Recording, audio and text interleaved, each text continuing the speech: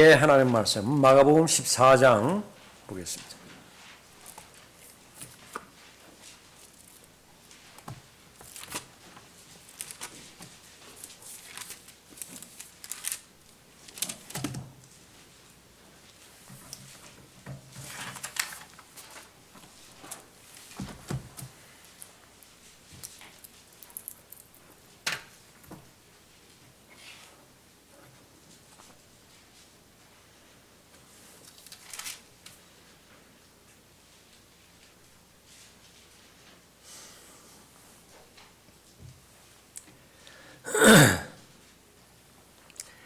마가복음 14장 54절입니다.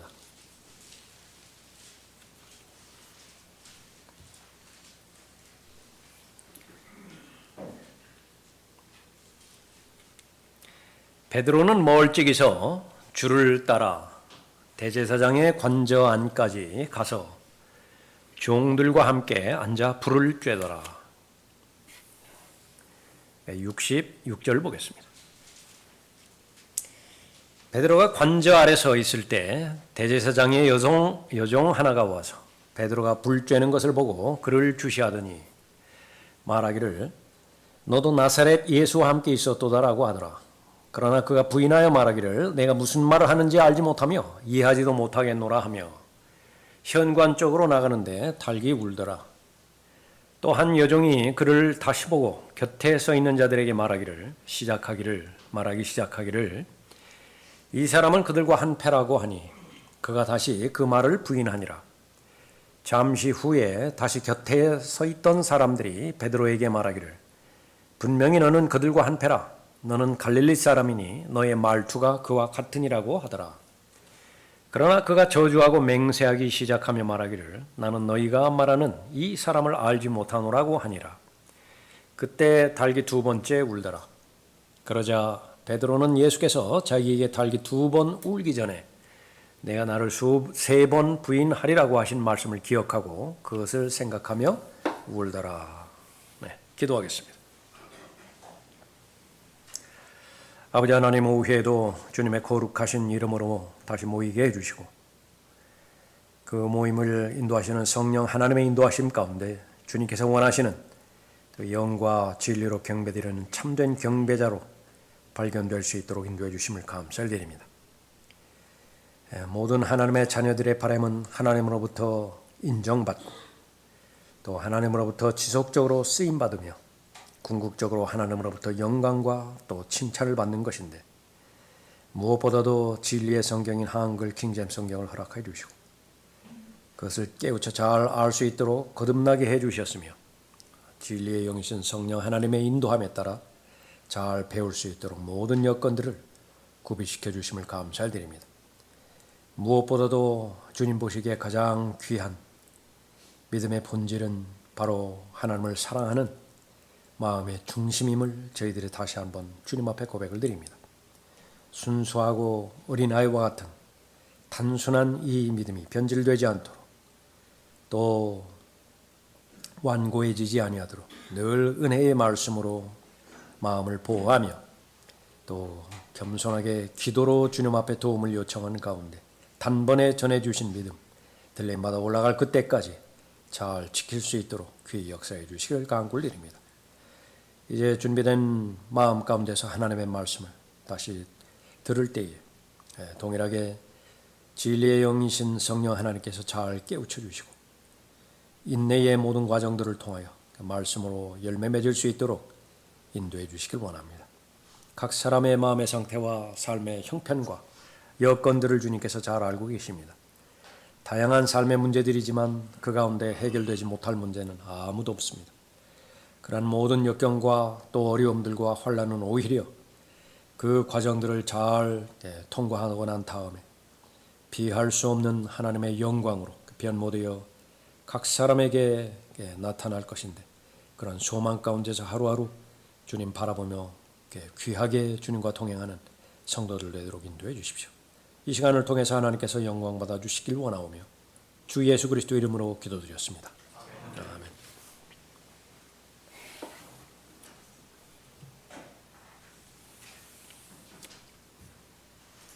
자, 오늘 본문 말씀을 통해서 사람은 배반하고 하나님은 용서하신다라고 하는 제목으로 말씀드리겠습니다.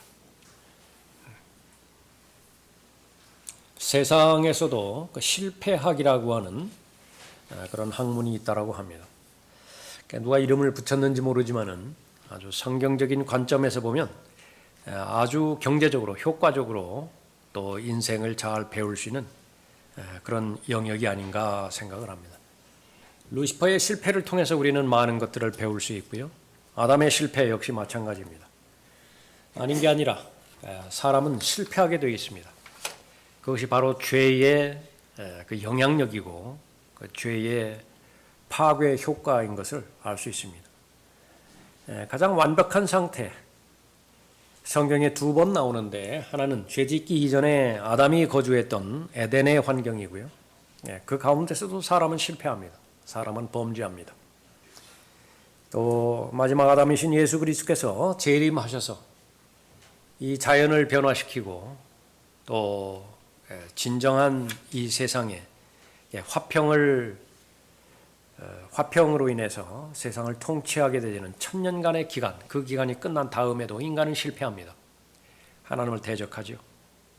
그것을 회복시키는 것은 바로 하나님의 자비요 하나님의 은혜입니다. 이 사실을 배운다라고 한다면 그 어떤 구체적이고 상세한 사항을 배우지 못한다 하더라도 실패로부터 얻는 교훈, 그것을 잘 얻고요. 그 얻은 출처가 바로 하나님의 말씀인 성경이기 때문에 그 성경은 보장을 하죠. 반드시 열매가 있습니다. 지식에는 열매가 있습니다. 그 열매의 그 과정 가운데 하나는 바로 인격의 성장이고요. 그러니까 믿음의 증진이죠. 그것이 바로 이 지상에 사는 동안에 그리스도인의 가장 귀한 덕목이기도 합니다. 오늘 본문 말씀을 통해서 베드로를 대표하러 하는 사람, 그 사람의 본성, 그것은 하나님을 배신하고 배반하고 하나님을 부인하지만 그러나 하나님은 사람이 아니십니다. 예수 그리스도는 베드로가 아니에요. 베드로와 똑같은 성정의 사람이 아닌 것이에요. 그래서 예수님께서는 베드로를 용서하시고 그 용서한다라고 하는 것이 어디까지인 것이냐? 사람의 관점에서 용서는 한 번 심하게 꾸짖고요. 다시는 그런 짓 하지 말라고 하고 그 대신에 내 앞에서 다시 나타나지 말라고 그런 용서도 있을 것이고요. 그냥 그 사람을 다시는 내가 상대하지 않을 것이라고 그런 용서도 있을 것이지만 그러나 같이 지낼 수는 있지만 과거와 같은 신뢰를 두지 않는 더 이상 신임하지 않는 그런 용서도 있을 것입니다. 그것은 사람들의 용서이고요. 또 하나님의 용서는 전혀 죄짓지 않은 상태로 다시 되돌리는 것을 말하는 것입니다. 그것이 진정한 의미에서의 회복이라 그렇게 말할 수 있죠. 하나님만이 할 수 있는 용서의 그런 한계인 것입니다. 두 가지로 본문 말씀을 통해서 살펴보죠. 첫 번째로 사람은 하나님을 배반합니다. 54절 보십시오. 베드로는 멀찍이서 줄을 따라 대제사장의 관저 안까지 가서 종들과 함께 앉아 불을 쬐더라. 구원받은 하나님의 자녀인 그리스도인이 주님과의 관계에서 어떻게 그 관계가 소원해지기 시작하고 그 관계가 부담스러워지며 또 그 결국은 어떤 과정들을 통해서 이탈되어지는 것인가, 교제가 단절이 되어지는 것인가, 그것을 보여주는 아주 중요하고 위대한 그림입니다. 그 시작은 주님을 멀찍이서 따라가는 것으로부터 시작되어집니다. 무언지는 모르지만 더 가깝게 되어지길 원하지 않는 것입니다. 사람 사이 관계에서는 얼마든지 이해가 되는 부분입니다. 그동안의 과거의 경험이 그것을 말해줄 수 있고요. 더 가까이 다가가서는 분명히 내가 그렇든지 상대방이 그렇든지 상처를 입어요. 그래서 이 관계를, 거리를 잘 유지하는 것이 좋을 듯 싶습니다. 때로는 필요합니다. 때로는 필요합니다. 여러분에게 지혜가 필요해요. 그런 사람들과의 관계 가운데서. 그러나 하나님과의 관계에서는 적용되지 않는 원리입니다. 바로 주와 합하는 자는 한 영이에요. 남편과 아내가 그러한 계산에 의해서 적당한 거리를 두고 매일매일 생활한다고 한번 생각해 보십시오.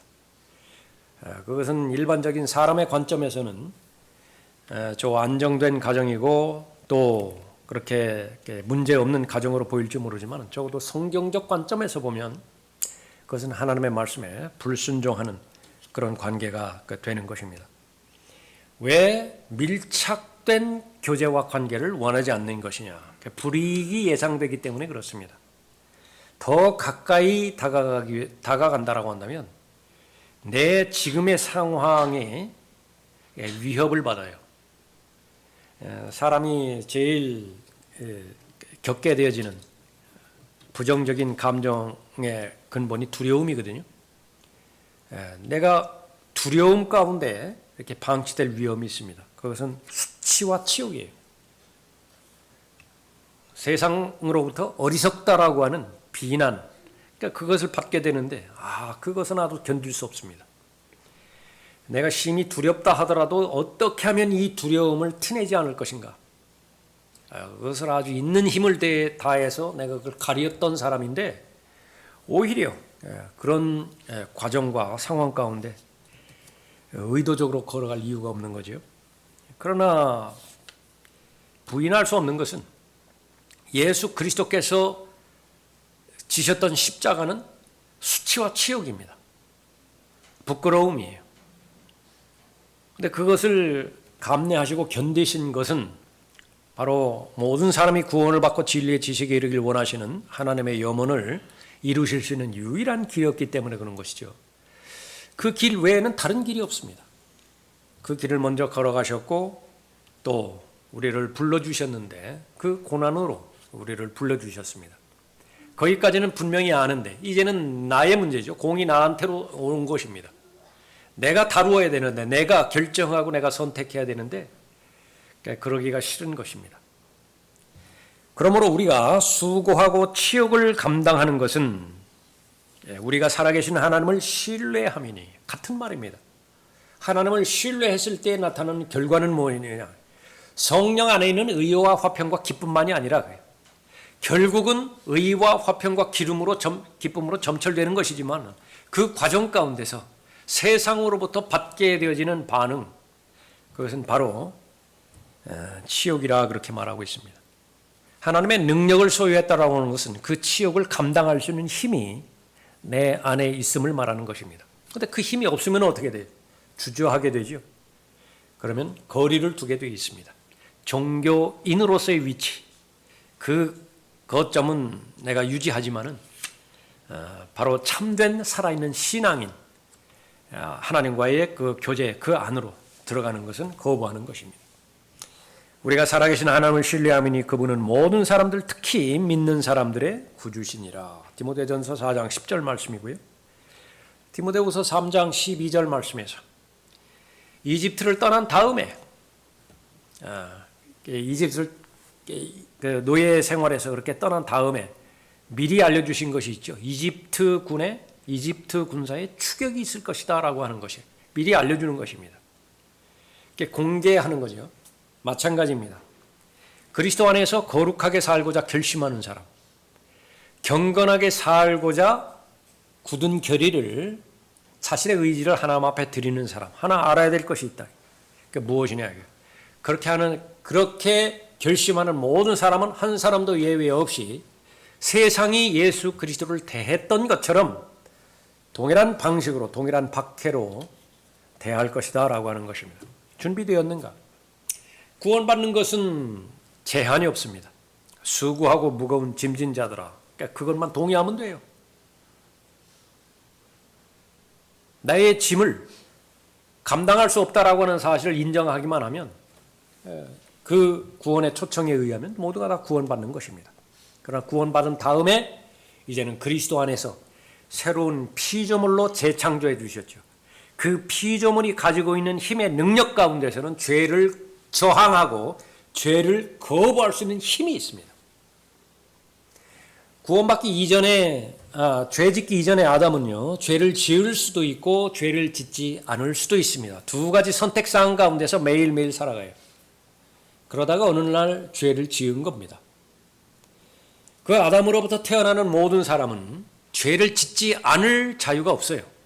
그건 죄를 지을 수밖에 없는 삶입니다. 그 하나밖에 없어요.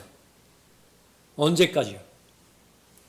믿음의 창시자의 완성자이신 예수 그리스도께서 갈보리 십자가에서 보혈을 흘리실 때까지, 믿음이 오기까지, 그때까지는 인생의 선택이 없습니다. 그러나 십자가 이후에는 마찬가지입니다. 로마서 6장에서 강력하게 우리에게 교리의 본으로 알려주신 건전한 교리는 무엇이냐 그러면, 이제 구원받았으면 죄를 짓지 않은 삶도 가능하다라고 하는 것입니다. 예? 그것은 이제 선택에 달려 있습니다. 결정에 달려 있는 것이죠. 그런데 미리 알려주는 것은 경건하게 살고자 하는 모든 사람은 박해를 받을 것이라. 우리 마음의 상태가 이제는 구원에 대한 사실과 액면 그대로 구원받았다라는 사실이 무엇을 의미하는 것이냐 잘 몰라요. 이 부분을 성령 하나님께서 깨우쳐 주시기 위해서 문둥병의 비유를 합니다. 요즘 말로 하면 말기암이에요. 그것도 2가지, 3가지입니다. 다 전이가 됐어요. 그래서 어느 병원을 가나 똑같은 말입니다. 그냥 먹고 싶은 거 먹게 하라고, 하고 싶은 거 하게 하라고. 그 통증 있을 때나 와서 그렇게 그 마취제 맞으라고. 어느 곳에 가든지 똑같은 답변이에요. 문둥병 걸렸는데 무슨 소망이 있는 것이냐? 없어요. 그런데 그 부분으로부터 깨끗하게 완치가 되었는데요. 역시 아무리 설명을 해도 그건 그림일 뿐이에요. 모형이라고요. 실체를 우리가 확인하는 것은 우리가 들림받아 올라가서 예수 그리스도의 영광스러운 몸으로 변모될 때에만이 이런 환희와 이런 기쁨이구나. 그제서야 경험하는 것입니다. 또 하나는 10,000달란트, 10,000달란트 빚진 자죠. 아무리 그 많은 그 부채를 감당을 한다 하더라도 가능성이 없는 것입니다. 유럽에서는 달러화 쓰기를 거부해 버렸고, 이제 달러화 안 쓴다고요. 이제는 미국으로서 그 경제에서 주권 국가로서 그 채무가 너무 많아졌기 때문에 그 불가능해집니다. 그래서 이 똑똑한 트럼프라고 하는 대통령이요, 그것을 비트코인으로 돌려버렸어요. 아주 대단히 그 지혜로운 그런 방법일 것 같기도 하다. 감당할 수 없는 채무, 이것을 한순간에 그냥 변제시켜 줘버린 것입니다. 탕감해 준 것이에요. 그것도 역시 마찬가지로 그냥 한 부분만 감당할 뿐입니다. 구원이라고 하는 것이 바로 그 부분이에요. 구원에 대한 사실과 구원에 대한 그 확신, 그리고 그것을 성령 하나님께서 알게 해주셨을 때에 아무리 어려운 박해와 또 수치와 치욕이라 하더라도 그건 비교가 되지 않습니다. 그래서 고린도후서 5장 15절 이후에서 말씀하신 것처럼 그것은 분명한 사실은 하나님이신 예수 그리스도께서 나의 모든 저주를 풀어주기 위해서 스스로 저주가 되신 거예요. 스스로 죄가 되신 것입니다. 그 사실을 몰랐을 때는 문제가 안 됐는데 이제 알아버렸어요. 그 사실을 알았다고요. 무엇을 주저할 것이냐? 없는 거예요. 그것이 새로운 피조물의 변화된 성품인 것입니다. 그러나 이제 예수님을 부인하는 첫 번째 단계, 그것이 멀찍이서 주를 따르는 것입니다. 그 결과는 예수 그리스도를 위해서 변호하지 못합니다. 예수 그리스도께서 받으시는 모든 불의한 재판, 그것을 계속 살펴보죠. 이 제자가 둘이 있었습니다. 베드로만 있는 것이 아니라 요한이 있었죠. 요한이 대제사장과 친분 관계가 있었습니다. 그래서 대제사장 관저에까지 들어갈 수 있었죠. 봤더니 베드로가 있는 거예요. 그래서 다시 현관 쪽으로 가서 여종에게 내가 아는 사람이니까 좀 들여보내달라고 그렇게 해서 들어온 장면이 이 누가복음과 병행해서, 요한복음과 병행해서 볼 때 본문의 배경이 되는 것입니다. 지금까지 얼마만큼 예수 그리스도의 편에 서서 예수 그리스도를 변호했습니까? 예수 그리스도를 증거했습니까? 하나님의 아들이시라고 그랬죠. 주는 그리스도시오라고 그랬다고요. 또 하나님을, 예수 그리스도께서 하나님이심을 알 때 자신에게서 떠나가 달라고 그랬죠. 또 예수 그리스도 앞에서 자신을 봤을 때는 죄밖에 없는 죄인이에요. 저는 죄인입니다. 저를 떠나소서 그렇게 했었죠. 그러나 멀찍이서 떠난 그런 그 부분을 계기로 해서 비참하게 실패를 했던 것입니다. 너도 나사렛 예수와 같이 있었던 사람이라. 그 별 영향력 없었던 여종이 한 말에 대해서요, 가슴이 쿵 내려앉는 것입니다. 화들짝 놀라는 것이에요. 도대체 무슨 말을 해야 될지 잘 모르겠는 것입니다. 그러니까 목소리는 커지는 거예요. 계속. 그 다음에는 예수 그리스도를 부인하는 두 번째 단계, 하나님을 배반하는 두 번째 단계는 바로 하나님의 적들과 함께하는 것입니다. 여기 불을 쬐고 있죠. 마귀가 펴놓은 불입니다. 불이 두 개가 나와요. 요한복음 21장에서 숯불 하나 나가고요. 여기 이 대제사장 관저에서 이렇게 불이 나온다. 똑같은 모여있는 모임이지만 그러나 그것은 극과 극인 것입니다. 그리스도인이 세상을 사랑해서는 안 되는 이유에 대해서 말씀하십니다. 아무리 가다듬어졌고 잘 치장을 했다 하더라도 결국 그 본질은 미끼이기 때문에 그래요. 계속 그것을 물기만을 바라는 것입니다. 그 물고기가 그 미끼를 물 때까지 아주 부러울 만한 인내력을 가지고 세상은 기다려줍니다. 계속 기다려요. 시간 계속 주고요. 기회 계속 주는 것입니다. 결국은 물어버렸죠. 그러면 이제 끝나는 거예요. 그제서야 본색을 드러나게 되는 것입니다. 세상에 대한 하나님의 관조, 그러니까 하나님께서 바라보시는 관점이죠. 나를 하나님께서는 어떻게 바라보시는 것인가? 세상을 하나님께서는 어떻게 바라보시는 것인가? 그것이 바로 하나님의 뜻 가운데 포함이 되어 있는 것인데 그것을 알아야 됩니다. 하나님께서는 절대로 세상은 도구와 수단이지 그것이 목적이 되어서는 안 된다. 목적이 되어서는 안 된다라고 하는 그 부분들은 바로 사랑의 대상이 되어서는 안 된다라고 하는 그 부분이죠. 사람이 목적이 되어야 됩니다. 사람이. 그래서 골로새서 1장에서 강조하는 것처럼 하나님께서 중요하게 여기시는 것은 한 사람이에요. 한 사람. 그 한 사람의 예수 그리스도의 보혈의 공로로 말미암아서 구원을 받고 구원받은 그 동일한 한 사람이 똑같은 보혈의 능력으로 계속 죄로부터 승리를 검증해 나가고 결국은 그런 간증들이 결합되어서 연단되어져 가는 것입니다. 그 한 사람이 궁극적으로는 예수 그리스도와 일치될 거예요. 그 한 사람의 삶을 통해서 바로 예수 그리스도는 갈보리 십자가에서 고난을 당하신 것입니다. 저주받으신 거예요. 둘째 사망을 경험하신 것입니다. 목마르다 말씀하셨고 하나님으로부터 버림받았습니다. 그래서 두 가지 말을 우리가 이해를 합니다. 하나는 개인적으로 예수 그리스도를 마음으로 믿고 영접한다라고 하는 말이고요. 두 번째로는 인격적으로 예수 그리스도를 마음으로 믿고 영접한다라고 하는 말입니다. 개인적으로, individually. 제일 좋은 그림은 이 세상에 아담 하나밖에 없습니다. 아담이 범죄했어요. 한 사람이 범죄한 것이라고요. 아담 외에는 다른 사람이 없어요. 그럼에도 불구하고 어떤 죄 없는 동물이 피를 흘려 죽었다고요. 그것이 바로 하나님의 어린 양 아니겠어요? 그 한 사람 때문에 죽은 거예요. 마찬가지로 70억 명 이상의 사람들이 있다 하지만은 그 온 인류를 위해서 예수 그리스도께서 피를 흘려주셨다. 그것이 나에게 의미가 있기 위해서는 다 배제시키고 이 지구상에 나 혼자 있는 거예요. 그럼에도 불구하고 나를 구원에 이르기 위해서 하신 것입니다. 그 다음에 인격적으로 예수 그리스도를 개인의 구주로 믿고 영접한다라고 하는 그 부분들은 영향력이 아닙니다. 무슨 주문을 외워가지고서 무슨 종교 의식을 막 성실하게 치러가지고 그 죄가 씻어지고 무슨 뭐 어디에 그 인더스강이에요, 겐지스강이에요. 거기다가 뭐 때 맞춰서 거기 목욕제기 하고 그러면은 뭐 깨끗해지고 그런 것이 아니라 진정으로 나 자체를 존재 자체를 사랑하셔서 자신을 주신 예수 그리스도를 믿는 믿음으로 구원받게 되어지는 것이죠. 그런 그 사랑으로 대할 때 하나님의 목적은 여러분 자신입니다. 절대로 수단이 아니에요. 그런데 하나님께서 목적으로 두신 그 대상을 얼마든지 수단으로 이용해 먹는 대상들이 있는데 그것이 종교입니다. 특별히 그 교단들이요. 또 무슨 하나님의 말씀을 왜곡시켜서 이 사역을 도구화시키는 무리들.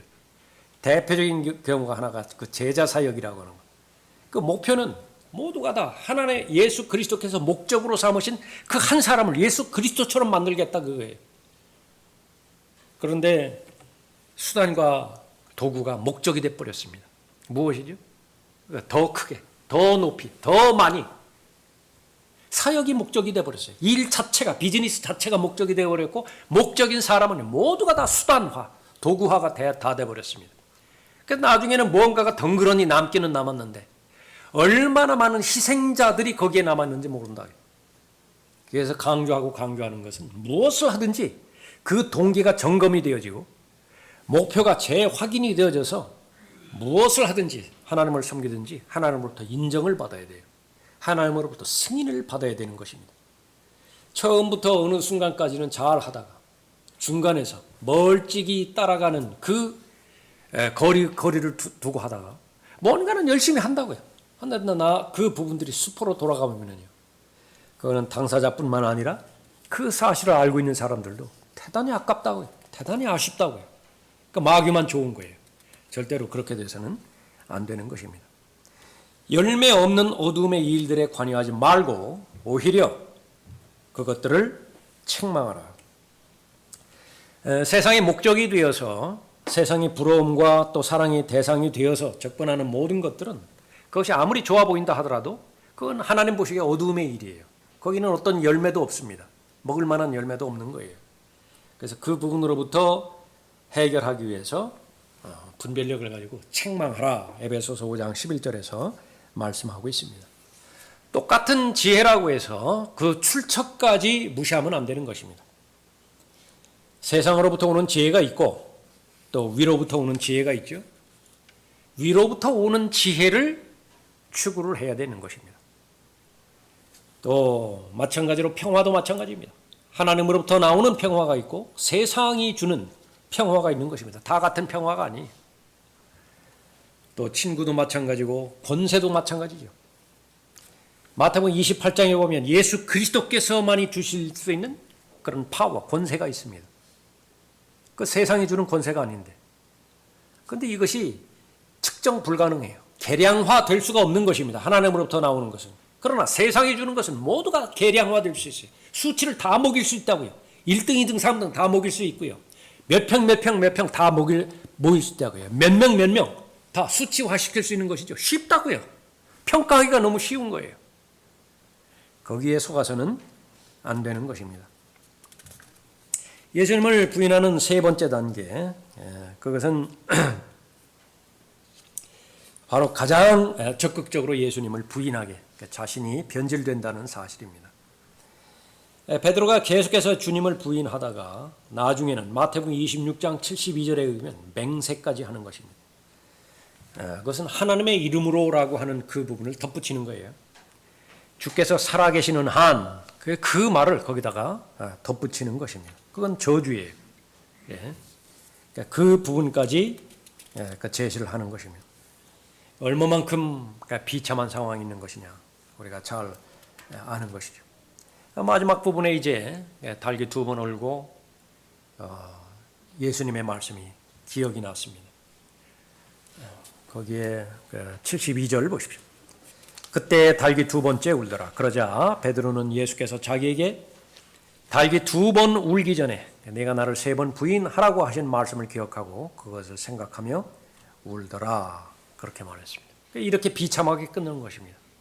울음으로 끝나게 만드는 것. 그것이 주를 배반하고 하나님을 부인한 결과예요. 그것이 처음에는 아무리 그럴듯한 명제로 시작됐다 하더라도 변명거리로 그렇게 시작되었다 하더라도 본인의 양심은 알잖아요. 본인의 믿음의 분량에 의해서 아는 것입니다. 내가 타협하고 있는 것인지 의도적으로 하나님의 명령에 불순종하고 있는 것인지 아는 것이라고요. 그리스도인이 왜 바로 자신을 구원해 주신 구주로부터 그렇게 교제가 멀어지고 급기야는 부인하게 되어지는 것인가?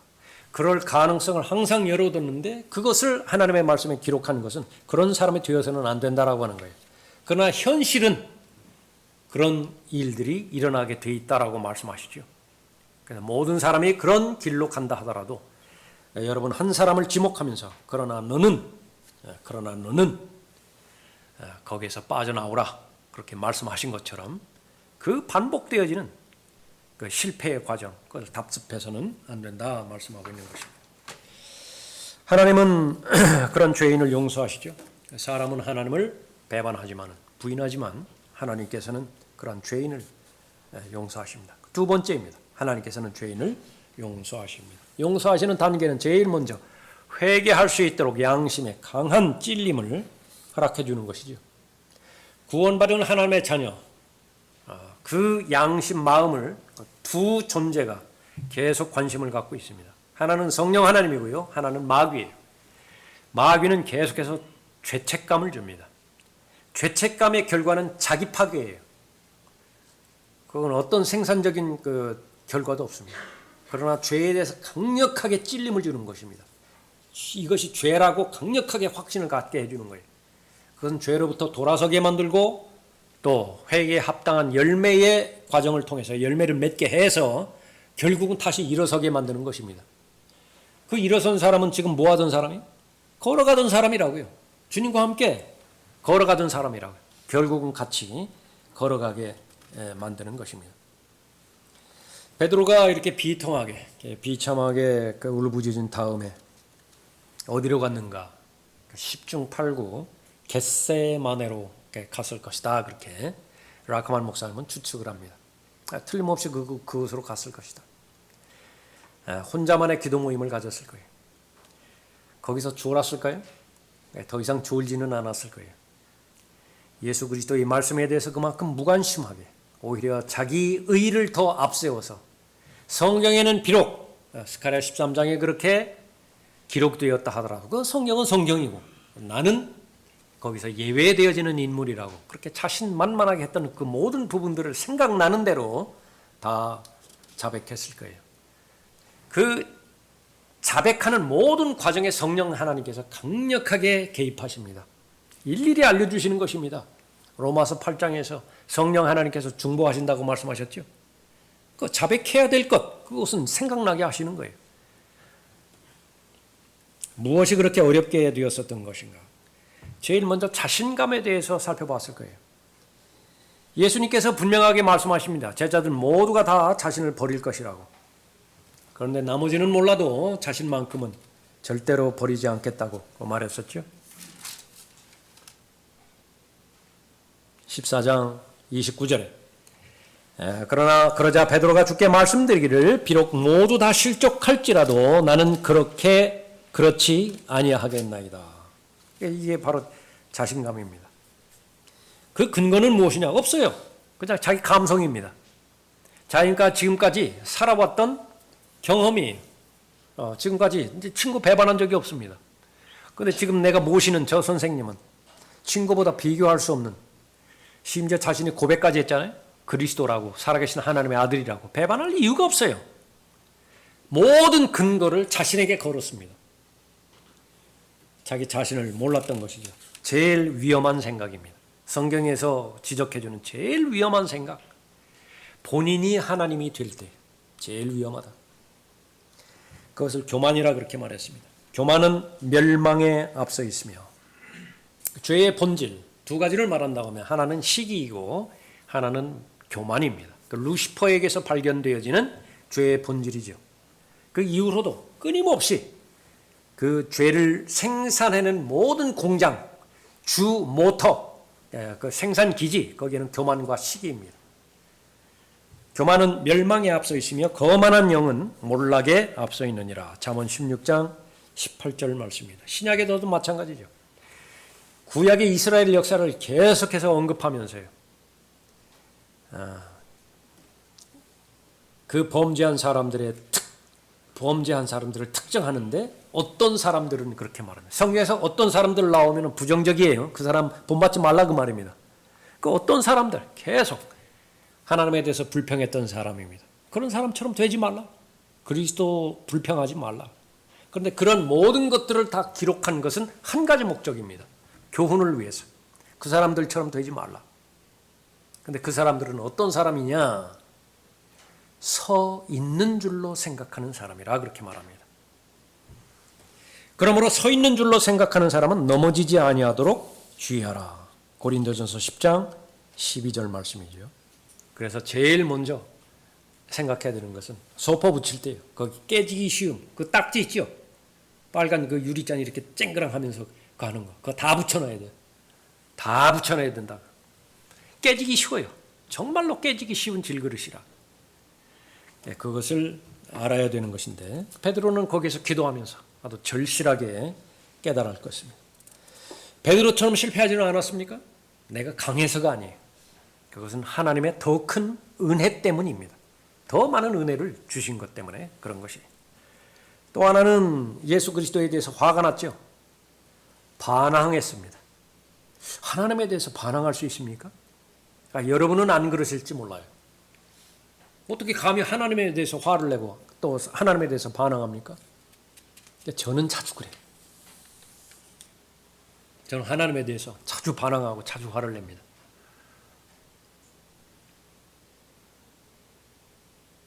옆에 있는 사람을 통해서요.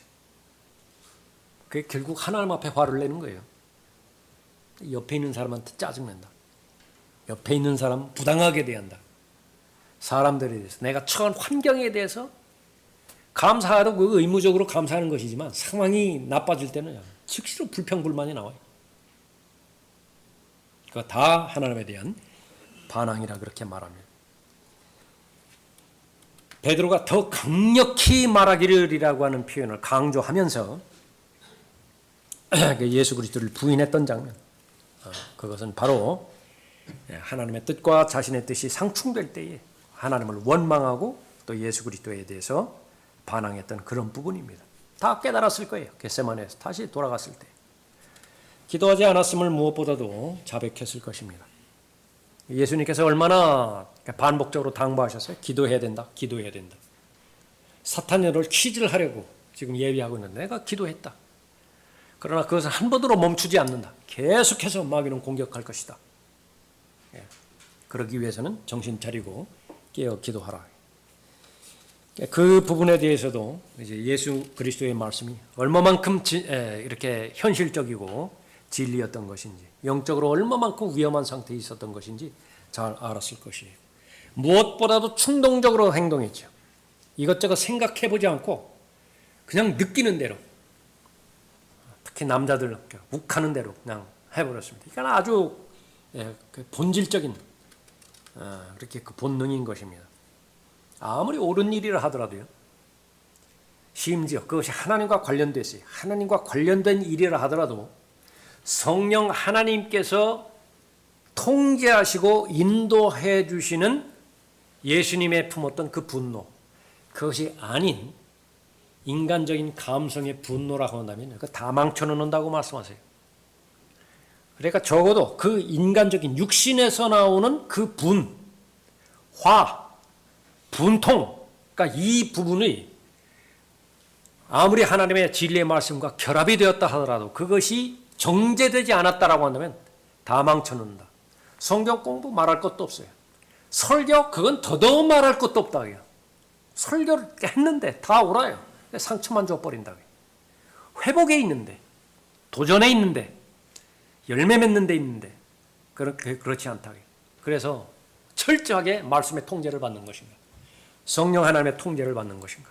그렇게 된다라고 한다면 그 사람은 겁쟁이가 될 리도 없고요. 담대하게 외치는 거예요. 그것은 죄라고. 그것은 하나님을 모독하는 행위라고.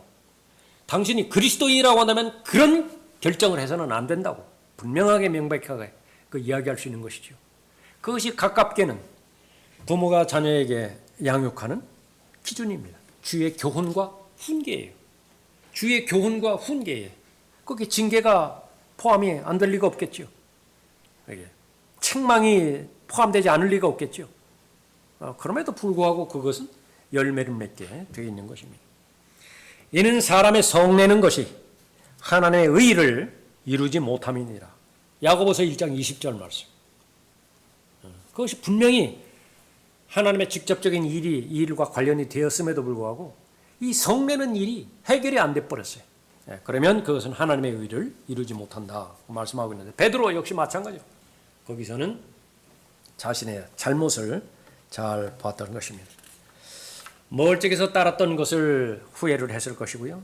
또 거기에서 그치지 않고 적들과 함께 앉아서 주고받고 이야기를 많이 나눴죠. 성경에서는 분명하게 말합니다. 미혹되지 말라. 악한 사귐은 좋은 행실을 부패시키느니라. 고린도전서 15장 33절 말씀인데, 악한 사귐이라고 하는 것이 뭐예요? 사람들을 구체적으로 말하는 것입니다. 사람들을 만나는데 그것이 자주 만나 보니까 친해졌어요. 친해졌는데 문제는 뭐냐면 영향력을 줘야 되는데, 빛과 어두움이 있을 때 어두움이 영향을 받게 돼 있거든요. 그런데 빛이 어두움을 영향을 받아버렸다. 그런 그 상태에서 바로 베드로는 자신의 삶을 잘 돌아보았을 것입니다. 3번 주님을 부인했을 때에 주님의 말씀이 떠올랐고요. 또 주님께서는 회개의 기회를 주셨는데 가장 강력한 것은요, 누가복음에 따르면 눈이 마주쳤어요. 아십니까? 베드로와 예수님의 눈이 마주쳤어요.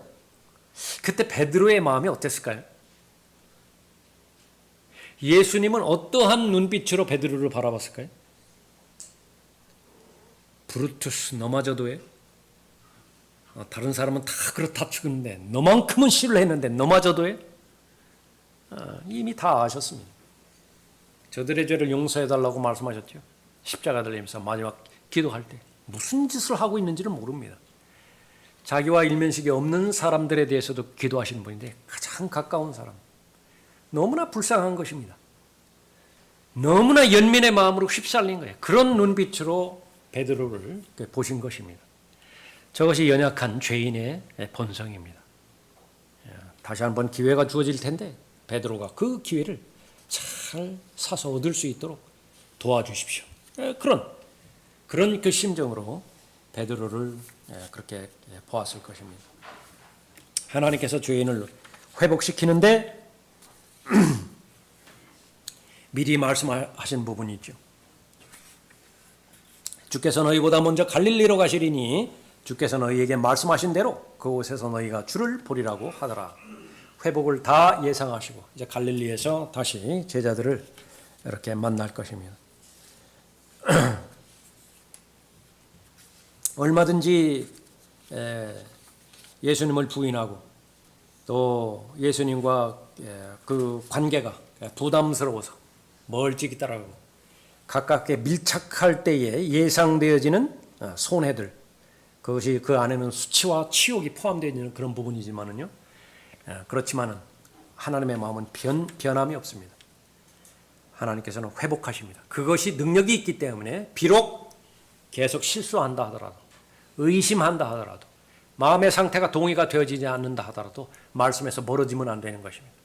그럴수록 의지적으로 2배나 3배나 더 말씀과 말씀으로 가야 되고 은혜의 보좌 앞으로 나가야 됩니다. 결국 사람을 변화시키는 것은 말씀의 능력입니다. 예수 그리스도께서 그 마음을 변화시키는 것이지요. 회개에 합당한 열매를 주시는 것입니다. 교만에 대해서 얼마만큼 처절하게 실패했는지 베드로가 알죠. 그래서 자기를 통해서 영향력을 받았던 사람들에게 강력하게 가르침의 권면의 가르침을 주는 것입니다. 이와 같이 너희 젊은이들아, 자기가 젊었을 때 생각해 보는 거예요. 혈기왕성하고 무엇인지 마음먹은 대로 다 할 수 있었던 그 부분들. 장로에게 복종하라. 너희 모두가 서로 복종하고 겸손함으로 옷 입으라. 이는 하나님께서 교만한 자를 대적하시고 겸손한 자들에게 은혜를 주심이니라. 그러므로 하나님의 능하신 손 아래서 겸손하라. 때가 되면 그분께서 너희를 높이시리라. 베드로전서 5장 5절 이후의 말씀입니다. 교만에 대해서 이제 알았죠. 회개에 합당한 열매를 맺은 것입니다. 누가 준 거예요? 하나님께서 주셨다고요. 용서하시고 회복시키는 분은 하나님이신 것입니다. 불순종에 대해서도 알았습니다. 의심했고 불순종했죠. 그러나 만일 너희가 그리스도인으로서 고난을 당하면 부끄러워하지 말고, 베드로는 자기가 사람들 앞에 겁쟁이가 되는 것을 감당할 수 없었습니다. 그래서 그 즉시로 칼집에서 칼을 빼버렸죠. 죽을지언정 겁쟁이로 죽지는 않겠다. 부끄러움입니다. 그러나 그것이 바로 예수 그리스도를 위한 고난과 부끄러움이라고 한다면 그보다 더 큰 영광은 없다라고 가르쳐주는 것입니다. 그러나 만일 너희가 그리스도인으로서 고난을 당하면 부끄러워하지 말고 오히려 그 일로 인하여 하나님께 영광을 돌리라. 베드로전서 4장 16절 이후의 말씀인 것입니다.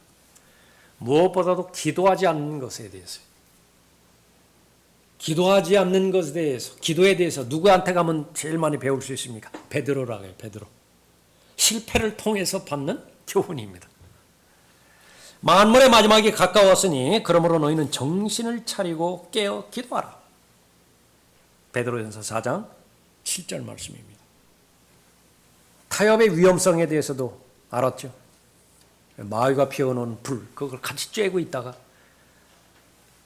하나님의 이름을 걸고 맹세하기까지 시작했다. 그 맹세하기 시작했다라고 하는 그건 계속 맹세했다 그 말입니다. 그건 계속 저주하고 계속 욕하고 계속 했던 거예요. 이 부분들을 아주 락마만 목사님은 뉘앙스를 담아가지고 거기에 군인들도 있었잖아요. 야, 저 말은 우리 부대 가서 좀 써먹어야 되겠다. 그래서 노트까지 합니다. 야, 저렇게 찰지게 욕할 수도 있겠구나. 그러니까 실상은 그 문맥이에요. 그런 문맥이야. 계속 욕하고 저주하고 그렇게 간다. 타협의 무서움입니다. 그러므로 사랑하는 자들아 너희가 이런 것을 미리 알았으니 악한 자들의 미혹에 끌려 자신의 견고한 입장에서 떨어지지 않도록 주의하라.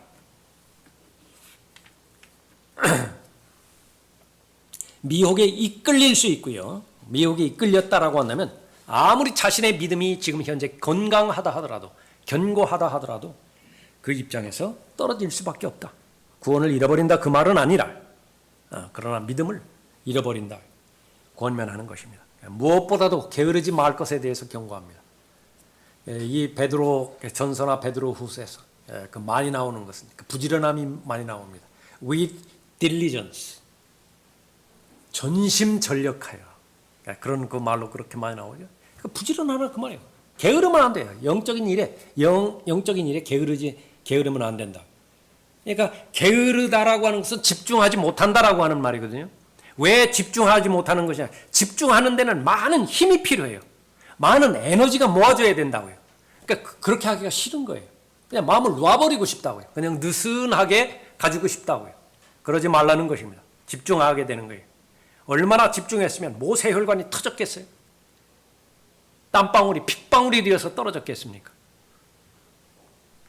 그러므로 형제들아 오히려 더욱 힘써서 딜리전스입니다. 더욱 힘써서 너희의 부르심과 택하심을 확고히 하라. 너희가 이런 것들을 하면 결코 실족하지 않을 것이요. 베드로후서 1장 10절 말씀입니다. 사람은 하나님을 배반합니다. 그러나 하나님은 사람이 아니시기 때문에 그 죄인을 용서하고 회복시키십니다. 용서의 한계는 어디까지? 다시 걸어가게 만드는 것입니다. 요한복음 21장에서 내가 나를 사랑하느냐? 똑같이 3번에 걸쳐서 완벽하게 용서해 주시죠. 완벽하게 회개에 합당한 열매를 주십니다. 그 증거가 어디 있어요? 사도행전 2장부터 시작되어지는 사도행전 초반기에 그 중심 인물이 베드로였습니다. 그 위대한 설교를 통해서 수천 명이 한 번에 다 구원을 받고 교회에 붙여지기도 했죠. 그것이 하나님의 역사예요. 하나님의 일입니다. 능력입니다. 이 하나님의 은혜 가운데서 하나님의 자녀에게 당부하는 것입니다. 서로 친절하고 다정다감하라고 그랬죠. 용서하라고 그랬습니다. 온유의 영을 가지고 다 용납하라고 말했죠. 처음에 살펴봤던 것처럼 이제는 더 이상 나한테 해를 끼치지 말라고, 나한테 손해 끼치지 말라고, 그럴 거라면 내가 너를 용납해 줄 것이라고. 그거는 시작이고 과정이고요. 다시 어깨 동무하는 거예요.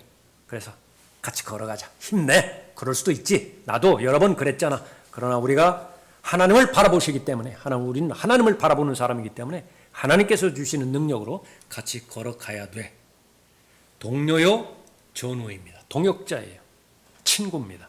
그러니까 그렇게 걸어가는 것입니다. 계속해서 들림받아 올라갈 그때까지 얼마만큼 더 하나님을 실망시켜드리고 하나님을 반역할지 모르지만은, 그러나 하나님 그럴 때마다 하나님의 진리의 말씀으로 돌아가서 하나님께 대한 회개와 우리 주 예수 그리스도에 대한 믿음, 이것은 동전의 양면입니다. 회개를 했다라고 한다면, 다시 말하면 겉옷을, 더러운 옷을 벗었다라고 한다면 반드시 새 옷을 입어야 돼요. 이게 동시에 이루어져야 되는 것입니다. 그래서 특히 이 골로새서라든지 에베소서에서 이 옛사람을 벗어버리고 거기서 끝나는 것이 아니라 새 사람을 반드시 입으라고 그랬죠. 그러니까 그 훈련을 계속 반복적으로 해야 됩니다. 그러나 고질적인 부분은 거기에 만족해버리는 거예요. 옛사람을 벗어버리는 것에 만족해버리는 것입니다. 범죄한 죄 문제를 자백하면 그럼 만족해버린다. 그것은 성경적이 아니에요.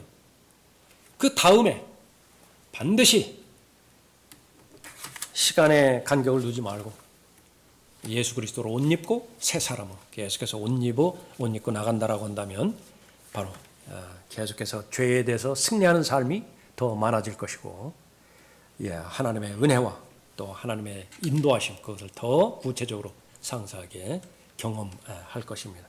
지금까지 수많은 헤아릴 수 없는 잘못과 또 하나님에 대한 부인, 배반, 그것이 일어났지만 지금 여기 앉아 있다라고 하는 증거가 뭐예요? 하나님의 용서 외에는 설명할 방법이 없잖아요. 하나님께서 다 회복시켜 주셨고 다시 한번 그런 선한 마음과 뜻을 가지고 지금까지 걸어왔던 믿음의 여정, 생명의 새로운 길 계속 걸어가게 하시죠. 감사드리지 않을 이유가 없는 것입니다. 기도하겠습니다. 아버지 하나님, 오늘 베드로의 그 사건을 통해서 얼마나 하나님께서는 은혜로우시고 자비로우시며 또 죄에 대해서 자백하는 죄에 대해서 용서하시고 회복의 과정을 통해서 다시 재개하시는 것인지 확신을 허락해 주심을 감사드립니다. 이 자리에 참석한 모든 믿음의 지체들 동일한 하나님의 은혜 가운데 머무르게 해 주시어서 무엇을 하든지 하나님을 기쁘시게 해드리고 하나님을 영화롭게 해드릴 때에 혹 오른편이나 왼편으로 치우치는 일이 있다 하더라도 지체하지 않고 하나님의 은혜의 보좌 앞으로 나아가게 해주시고 말씀으로 성령 하나님으로 자신을 통제케 해주시어서 구원받은 하나님의 자녀로서 그리스도 안에 있는 새로운 피조물로서의 복된 삶을 지속적으로 잘 살아갈 수 있도록 복주시길 원합니다. 주 예수 그리스도 이름으로 기도드렸습니다. 아멘. 다 같이 일어나셔서